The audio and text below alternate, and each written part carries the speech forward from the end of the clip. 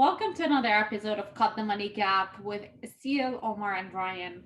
This episode is talking about something that is pretty much on every single person's mind for the most part, and that is the real estate market. What is really going on with the real estate market, and how is it going to impact us? And I'm particularly excited about this topic because it's certainly on my mind, but I also know how much it's impacting the clients and the community of the people around me. So, Omar, thank you so much for preparing a whole bunch of data to bring us back to reality and anchor us to the data that we really need to know to navigate the volatility of this time.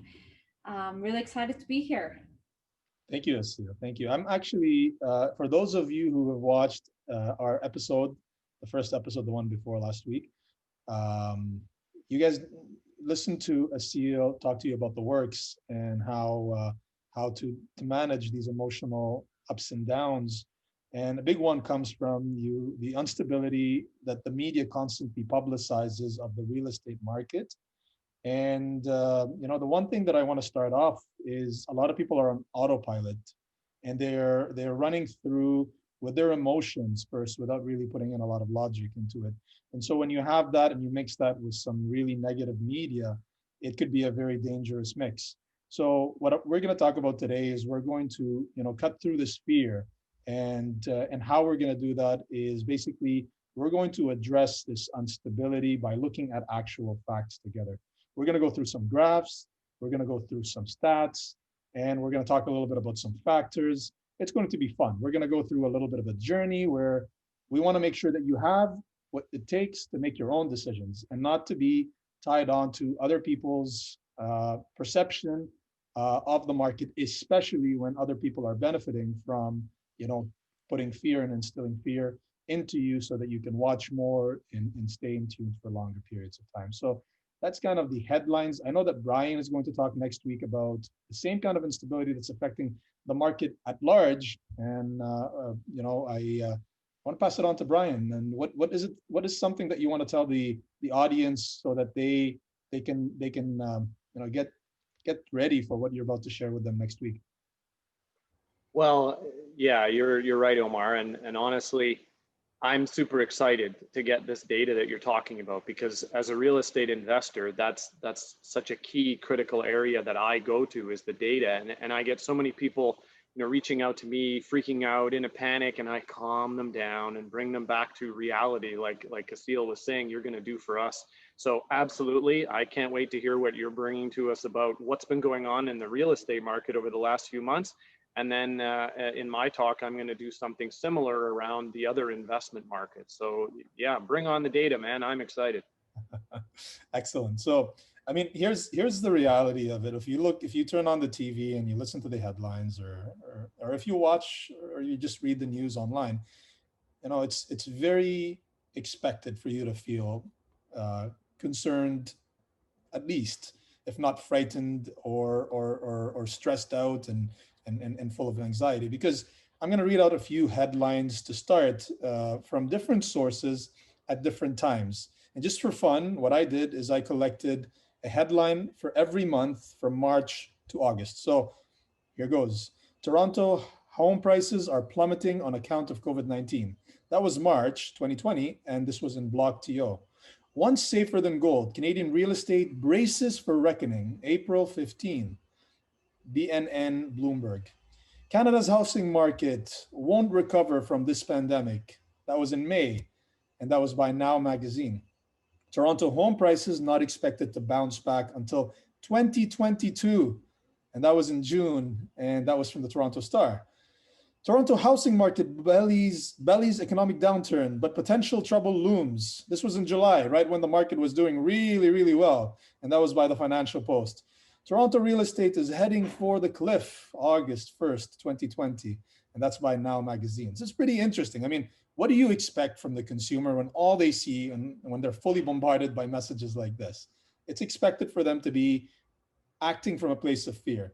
But what does that really do? I mean, at the end of the day, at a specific year, you have a certain number of people that need to buy, and they end up buying. So if we look at the data and we go back, you'll see that every year there was a very similar amount of buyers every year, buyers and sellers, right? So that's what creates and constitutes a stable market.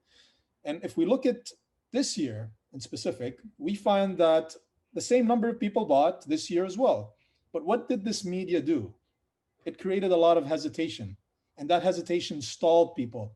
It put a pause to them. So they started to they aborted all intentions on purchasing, even though it was a necessity, and they bought when everybody else was buying. And that's the biggest mistake, guys, because when you're buying when everybody else is buying, you're buying high, right? And if you stick to your own data, and if you stick to your own intuition of what you need to do without being too, uh, moved by the emotional angst that the media does, then you can make right decisions and buy when you need to buy, which is, when you expect that it's the right time, when the market is actually not that hot. So I'm going to show you a small example when we start looking at these graphs of how it, like, what does the effect really look like on a physical level, by being affected by these medias.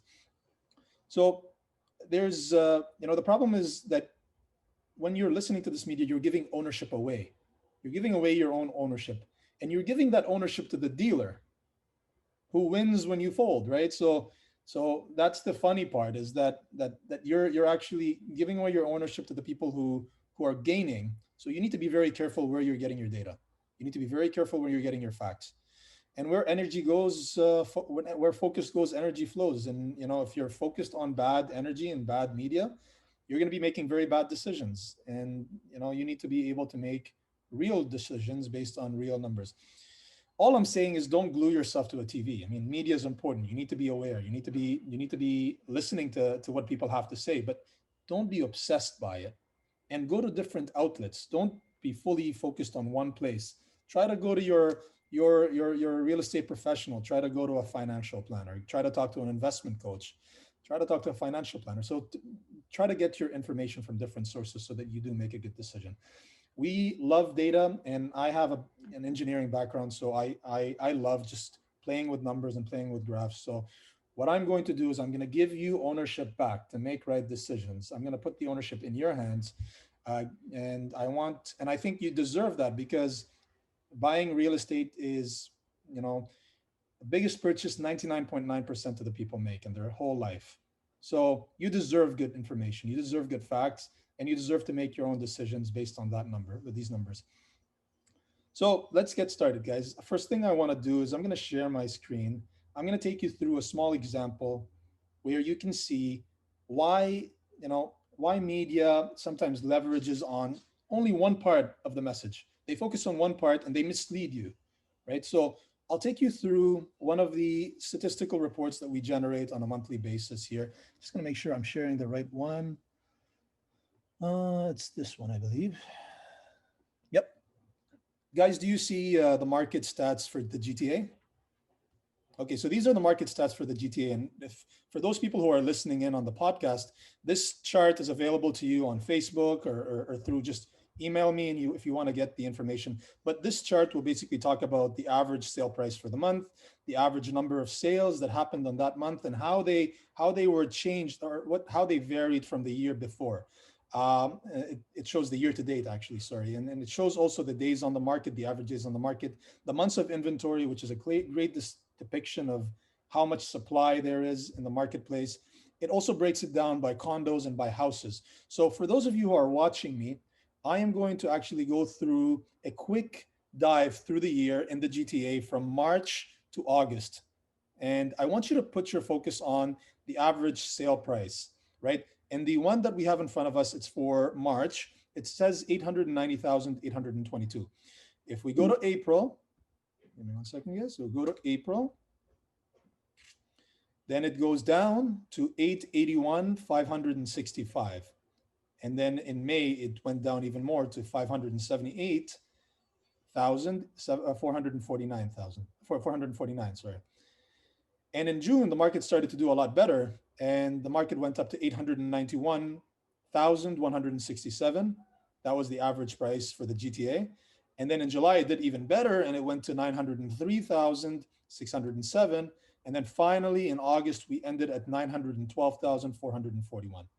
Now, does that look like an unstable market to you? I mean, if we look in retrospect, if we go back to the first one, it was only a 3.29% increase. And I don't think that that's a very unstable market, right? Especially when we compare it to all the years in the past. So that's one part of it. But what can media do? Media can then say, well, I want to only focus on the market in Oakville. So let's take a look at how the numbers look if we were to focus on Oakville instead. So for those of you who can see me, that's another report specific to the Oakville market only. And you'll see that the average price is 1,140,556. I'm going to zip through this quickly to 1,131,693 in April. And then, after we went through June, we went back up to 1,157,121,000, and we ended in August at 1 million. Sorry, not August. Where are we? We ended in September at 1,226,739. Now, Oakville increased by 7.55% versus 3.29%. So that's a very easy way to see the difference of how media can alter information. Now, if I went a layer deeper and I started to show you guys only the detached prices in Oakville, you'll see an even bigger number, a double-digit number. So be wary, guys. What are people using as a metric to compare how the market is doing? That's a very important piece. So I'm going to share with you we're going to look at the things a little bit differently now, and we're going to look at a chart and another depiction of, how the market can be easily misread. If we looked at the chart that I'm looking at, this chart actually shows September 2018 to September 2020, and it shows you how the demand, the number of sales that happened. And if we compare only September, the highlighted bar over here, you'll see that September 2018, it was 6,413 sales. September 2019, it was 7,790. September 2020, it was 11,083. Now, the media will go and say, hey, everybody, the market in September went up by 42%. But did it really? Here's the real data. The real data is actually up until August this year, we only eclipsed what the market was last year. And that's because of the change in the trend. Our hottest months were in between, generally in the market, the hottest months are in the spring season. Our spring season was non-existent. So the season that followed that was very, very powerful. So that's why there's this change in number. It's important for people to put things in the proper perspective. If we look at the second chart over here, we're looking at the year-over-year change, and it's a line graph that shows how the percentage change in demand actually looked like. And I want to point something out to everybody here. You'll see right where I am pointing on my mouse, there's a very clear V line recovery. Where was the market in March and where is the market in September? It's a very obvious V-line recovery, folks. For those of you who can see it, you can take a look at it. For those of you who need more information, I can share this with you. It's also very evident that the market is starting to level off as we go into the winter season. You're starting to see that the market is starting to slow down and the trend is starting to drop back down, which is healthy, which is very healthy because every year it's a cyclical term and we need to have a balanced market. Now, if we continue and we look at the growth by property types, you'll see that detached properties right at the bottom over here, and the semis are right over here. Actually, detached are in the middle, semis are at the bottom, and the condo is at the top. This is a depiction of the months of inventory.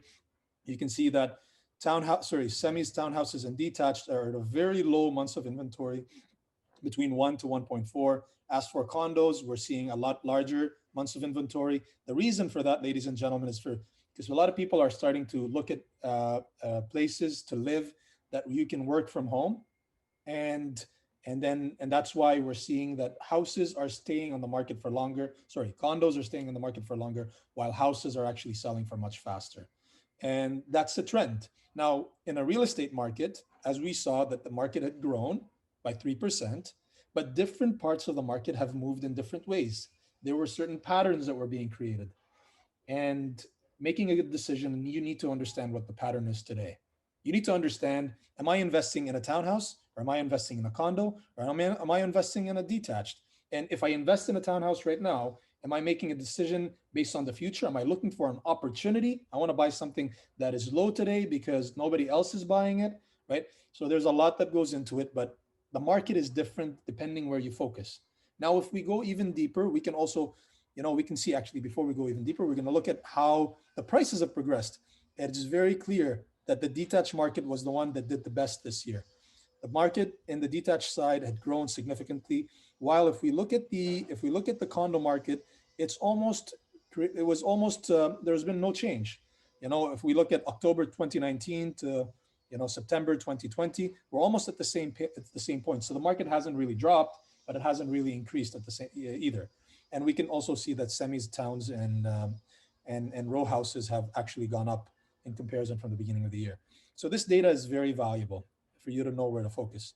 And then finally, I'm going to talk to you guys about the price ranges, and this was very interesting to me because this year in the detached market, the area that increased the most, the area that had the most amount of purchases, the price range that had the most amount of purchases in it was the price range of 1.7 million to 1.99 million, which shows us that a lot of the people who are purchasing today are people who have money, either in equity in previous houses where they're selling their smaller houses and then they're buying something larger. So or people who are getting into a more luxury marketplace, and everything above the 1 million, 1.25 million has done pretty well in comparison. So that's another trend to be mindful of. If we look at the condo market, we'll find that the price range, or the price range that did the best, was the one between 700 to 799,000, which is also very in line with what we're seeing in the market, because nobody, or most of the people, are looking at one plus dens or two bedrooms versus looking at one bedrooms. And that's now become the lowest bar for most people. They're trying to go for a one plus den at least, because they also want to have an office space for people who want to be able to work from home. So that's what the data shows right now.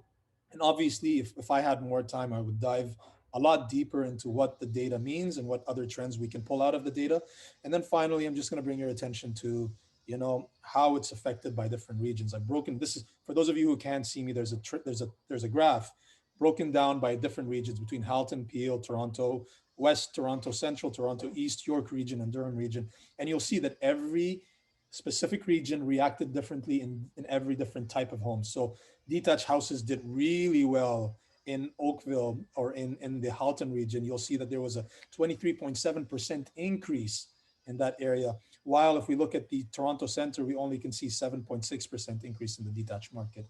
If we look at the condo market, we'll see that even though everybody's saying that condo market's standing still these days, but areas like areas like the Durham region, for example, had showed an increase of 14.3%, which is phenomenal. While areas that we had expected to do really well, like the Toronto Center, didn't do very well because people are trying to get something more affordable outside. So there you have it, folks. That's the data. And I know that another thing that is very important to most people is they're asking, well, what are the factors? Why is this happening? And what's going on in the market today? I mean, what should we know about? So the main components that are affecting the market, guys, is first of all, there's been a pause in immigration during COVID, and that has definitely affected our real estate market. That pause is temporary, and it'll as soon as the immigration policies resume, we're going to start to see things shift around again. The other thing is, there's been another temporary pause on students being or living by universities. A lot of students are opting to work or study online through virtual learning. So that again has affected our demand and our supply in the regions that are close to universities, especially in the central areas. Finally, the Airbnb has had many policies of changes in policy as well that have also affected the investment market for a lot of investors. They now are looking at different alternatives. So that also affected our condo markets. But one thing that I want you guys to focus on, and not a lot of people talk about this. Canada's response to COVID has been exceptionally respected globally and looked up to globally. And I want you guys to think about how the future is going to be changing because of all these other countries looking at Canada as a leader in how to deal with matters of importance and convenience to the people, the residents of Canada. And that is definitely going to increase the amount of people that want to immigrate and come to this country, whether just for work purposes or whether for immigration purposes. And I mean, we're right now one of the best countries in the world when it comes to a real estate market because of the decisions that the Canadian government has done in the past. So we are reaping the rewards of these very important decisions that were made. And again, right when we're faced with challenge, right when we're first faced with adversity, Canada once again makes really good policy changes to create the kind of environment that the residents deserve here in this country. Um, Final 2 points before I let you guys go is the interest rate being at a very low record low these days, that is making it even more enticing for investors to purchase rental properties. And another really cool thing that people may not know is last month was the first month where our inflation started to go back up again, which is a great attribute to how the market is actually looking like these days. That's all I have for you because of the limitation of time, but there's a plethora of more data, guys. And if you are interested, you can reach out to any of us. Brian, what are your thoughts of what I shared with you? And are you aligned to the information that was shared? Absolutely, Omar. I mean, this is just so refreshing for me because watching what happened and seeing again these media articles where all they're doing is pumping the negative, but not, it first of all, it's not in line with reality. And then second of all, why are things happening the way they're happening? And so this is what this gave to me is just such a better understanding of what's going on, why it's going on. And then I can use real data to make decisions, whether that be about my own house, about my investment properties, or what I'm going to do in the future. So this is why I love data, to remove that ridiculous extreme emotion out of the equation. So thank you, man. I love this kind of stuff. Thank you. And Asil, what did you learn from what was really interesting to you?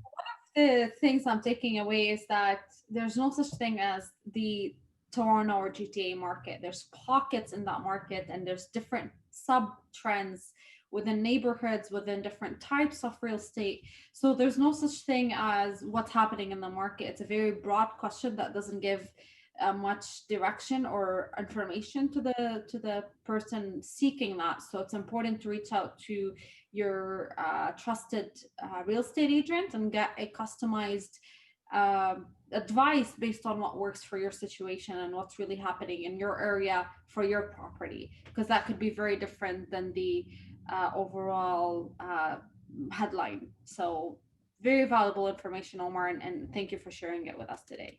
It's my pleasure, guys. I hope you, all the people who are listening, who are not able to watch us, you can tune in to watch the video after, to look at the charts. You can also send us a message and we can send these charts to you as well. Thank you, Awesome. everybody. Thank you for listening in, and I hope you guys have an amazing day.